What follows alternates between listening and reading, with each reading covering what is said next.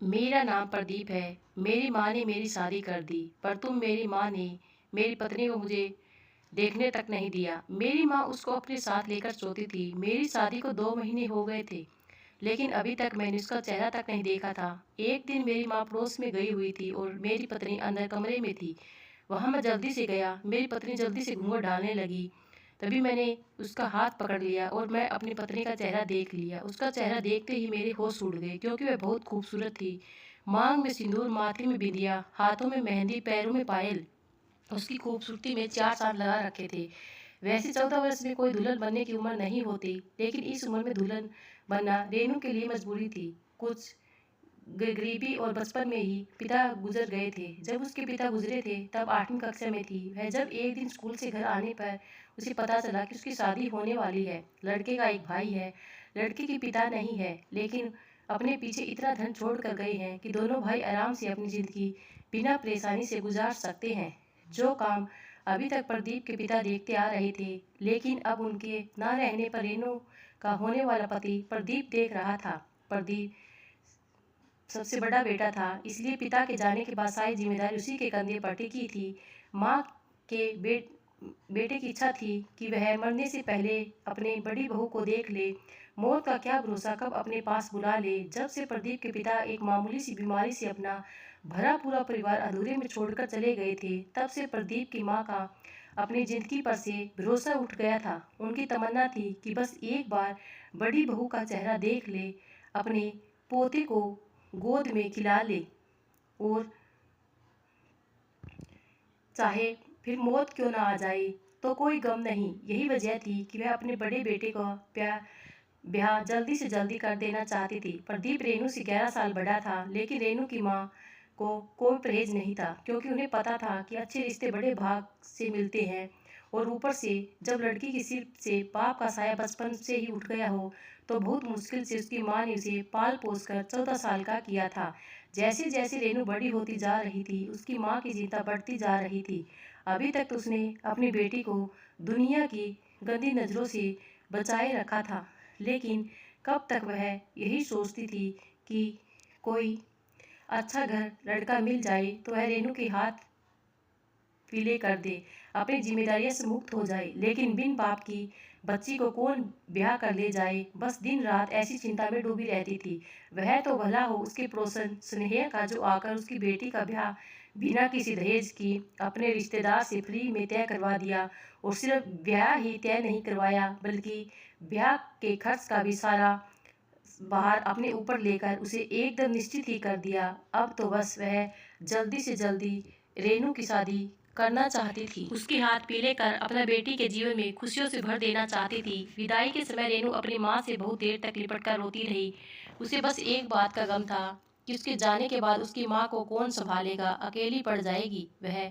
फिर स्नेहा चाची ने समझाया था कि तू क्यों चिंता करती है, हम सब है ना, तो बस अपनी आने वाली जिंदगी के बारे में सोच और ससुराल वालों की चिंता कर। अब से वही तेरा अपना घर है। बड़ी बहू बनकर जा रही है तो वहाँ अपनी जिम्मेदारियों को अच्छी तरह से निभाना। अपनी सास को शिकायत का मौका मत देना। और वैसे अभी कौन सी लड़की होगी जब बिन ब्याही अपने पीहर में बैठी अच्छी लगती होगी। लड़की जात को तो एक दिन तो दूसरे घर जाना ही होता है। बड़े ही अरमानों से उसने अपने नए घर में कदम रखा। साथ अपनी सुंदर सी बहू को देखकर बहुत खुश हो गई। वह मुंह दिखाई की रस्म के बाद उन्होंने न जाने कितनी बार उनकी नज़र उतारी होगी। इतनी सुंदर बहू होगी पाकर किसी की पूरे पड़ोस में तो हमारे पास थे, जो हमें इतनी सुंदर और समझदार बहू मिली, कहकर रेनू का यह कब तक हो चुका था। लेकिन प्रदीप ने रेनू की शक्ल भी नहीं देखी थी। उसकी माँ ने रेनू से दूर रहने को कहा था। बहू देखने की इच्छा में से मैं रेनू को अपने बड़े बेटे की बहू ब्याह तो लाई, मगर वह जानती थी कि अभी रेनू अपनी गृहस्थी जीवन की शुरुआत करने के लिए परिपक्व नहीं है, इसलिए वह रेनू को अपने कमरे में अपने पास रखती थी। प्रदीप अपनी माँ के इस फैसले से कभी कभी बहुत गुस्सा हो जाया करता था। वह मन ही मन, जब रेनू को हमसे दूर ही रखना था तो हमारा ब्याह करवाया ही क्यों, और अगर करवाया भी तो इतनी छोटी लड़की से करवाने की क्या जरूरत थी। क्या उन्हें पहले से रेनू की उम्र पता नहीं थी। चलो दूर रखने का कारण तो समझ में आता है, लेकिन अब यह क्या बात हुई कि मैं अपनी पत्नी की शक्ल भी नहीं देख सकता। जब भी उसके घुंघरू की आवाज़ सुनता, उसकी माँ उसकी एक झलक पाने के लिए बेताब रहता, लेकिन माँ के आगे बेबस हो जाता। धीरे धीरे रेनू को 2 महीने बीत चुके थे और इस 2 महीने में वह अपने परिवार से बहुत घुल मिल गई थी। सिवाय अपने पति के कितने विचित्र बात थी ना कि इसके लिए सब कुछ छोड़कर आई और उसी से सरोकार नहीं खाना परोस जाती थी, तो अपने पास पड़ोस और रिश्तेदारों से उसके गुणगान और बखान नहीं थकती थी और मन ही मन स्नेहा चाची का धन्यवाद देती, जिनकी वजह से उन्हें रेनू जैसी बहू मिली। रेनू भी अपनी सास का ख्याल एक बेटी की तरह रखती थी। उसकी माँ को भी माने तो रेनू सर्वगुण संपन्न थी। उसकी उम्र भले ही कम थी, लेकिन समझदारी और परिपक्वता ऐसी ही बड़ों को भी पीछे छोड़ दे। एक दिन प्रदीप घर आता है तो अपनी माँ के बारे में अपने भाई से पूछता है। पता चलता है माँ पड़ोस में सत्यनारायण भगवान की कथा सुनने गई है। उसे तो जैसे मन की मुराद मिल गई हो। बस फिर क्या था, वह कमरे में चला जाता है। उसे देखकर सुमन अपना घूंघट निकालने लगती है। तभी प्रदीप उसका हाथ पकड़ लेता है और जैसे ही उसकी नज़र उसकी सूरत पर पड़ती है, कुछ पल के लिए वह अपनी पलकें झपकाना ही भूल जाता है।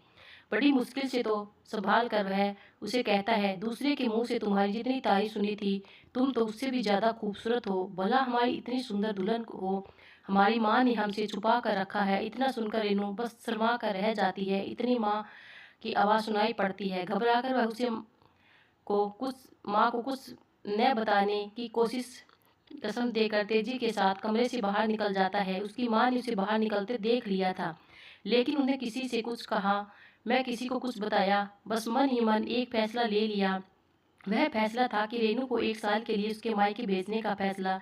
दूसरे दिन उसे मायके भेजने की तैयारी होने लगी। प्रदीप को पता चला तो उसे बिल्कुल भी अच्छा नहीं लगा। यह सब सुनकर उसका मन दुखी हो जाता है। भले ही उसके नज़दीक नहीं जा पाता था, लेकिन उसे देख तो लेता था, घूंघट में ही सही। उसके पायल की झनक सुनकर, उसकी रंग बिरंगी चूड़ियों के कनक खनकार सुनकर अपने आसपास उसके होने का एहसास हो जाता। कम से कम इस एहसास को जी तो लेता था। कुछ सत्य था कि हर तरफ से वह उसके दिल पर कब्जा कर चुकी थी।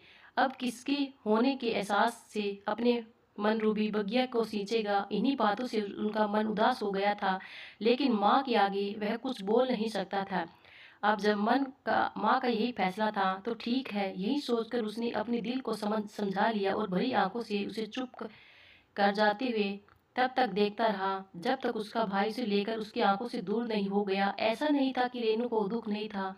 ज्यादा समय उसकी निगाहें घूंघट की आड़ से उसे ढूंढने की कोशिश कर रही थी। उसे क्या खबर थी कि वह भी उसे चुप कर देख रहा था।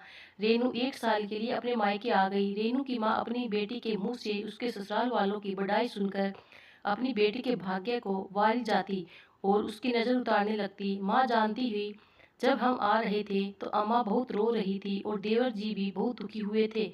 वह तो माँ ने बहुत समझाया, तब जाकर हमें यहाँ पहुँचाने को राजी हुए।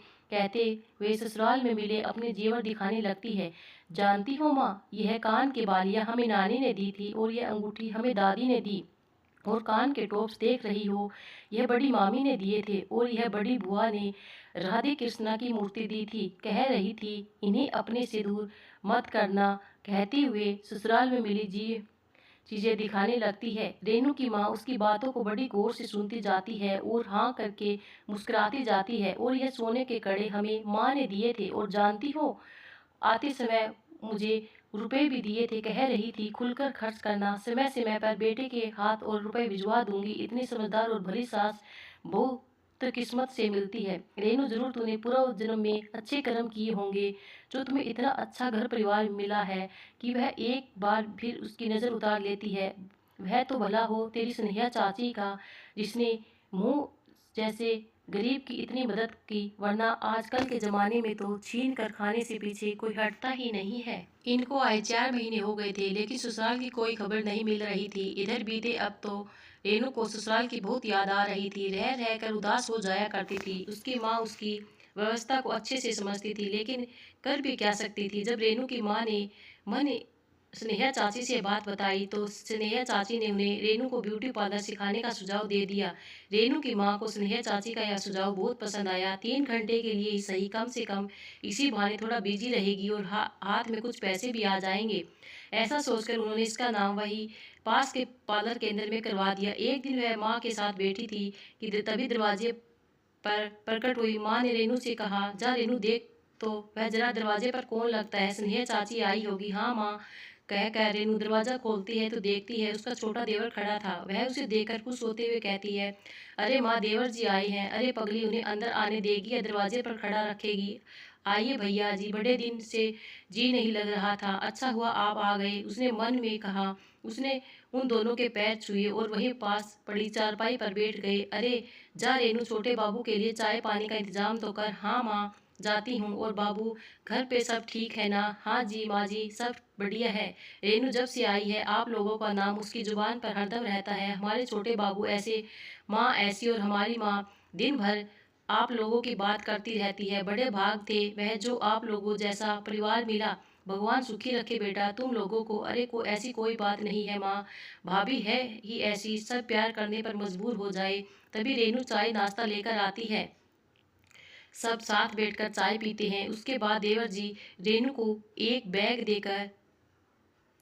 देते हैं। भाभी, इसमें कुछ सामान है, माँ ने आपके लिए भेजा है। जैसे देवर जी गए, जिन्होंने बैग खोलती है, उसकी नज़र एक कागज़ के टुकड़े पर पड़ती है। उसने उस खोल कर देखा तो पता चला यह तो प्रदीप का खत है। उसने उसे जल्दी से छुपा लिया और अब माँ के साथ सामान देखने लगी। उसकी माँ सामान देखने में नहीं था, उससे तो जल्द से जल्द खत पढ़ने था। जैसे ही मौका मिला रेनू अपने रूम में गई और खत पढ़ने लगी। खत में प्रदीप ने प्यार भरी बातें लिखी थी। रेनू बहुत खुश हो जाती है। यह सिलसिला 1 साल तक चलता रहता है। वक्त के साथ दोनों का प्यार और मजबूत हो जाता है। ऐसे करते 1 साल पूरे हो जाते हैं। अब रेनू वापस अपने ससुराल आ जाती है। सब मिलकर गले लगाकर अपनी नई जिंदगी की शुरुआत करती है। सब लोग बहुत खुश रहते हैं। आप प्रदीप माँ को दादी बनने की इच्छा होती है। वह हर समय ऐसी उम्मीद में लगी रहती है। वह चाहती है कि रेनू दादी बनने का सुख दे। कई साल बीत जाते हैं, रेनू को माँ बनने का सुख प्राप्त नहीं होता। बेटी की तरह प्यार करने वाली सास भी उसे थोड़ा रूखा व्यवहार करने लगती है। लेकिन प्रदीप का प्यार अभी भी उसके लिए कम नहीं होता। वह उसे बहुत प्यार करता है। बहुत टाइम विचार करने के बाद भी जब प्रेग्नेंट नहीं होती तो घर में प्रदीप की दूसरी विवाह की बात होने लगती है। रेनू यह सब सुन बहुत दुखी हो जाती है, लेकिन करती भी क्या, अपनी कमी के आगे कुछ नहीं बोल पाती। प्रदीप भी दूसरी शादी नहीं करना चाहता था। वह माँ के फैसले का विरोध करता है और कहता है, माँ मैं आपकी हर बात माननी है, मैं आपकी यह बात नहीं मान सकता। इसलिए रेनू की सास रेनू का सहारा लेती है और उसे प्रदीप को समझाने के लिए कहती है। सबकी खुशी को ध्यान में रखते हुए रेनू प्रदीप को शादी करने के लिए मना लेती है। उसके आगे प्रदीप को झुकना पड़ता है और वह शादी के लिए मान जाता है।